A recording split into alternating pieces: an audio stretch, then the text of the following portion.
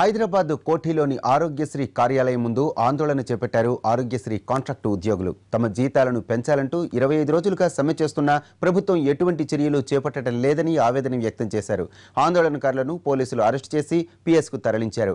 అరెస్టును నిరసిస్తూ ఆరోగ్యశ్రీ కాంట్రాక్టు ఉద్యోగులు రోడ్డుపై బైఠాయించారు. దీంతో ట్రాఫిక్ భారీగా నిలిచిపోయింది.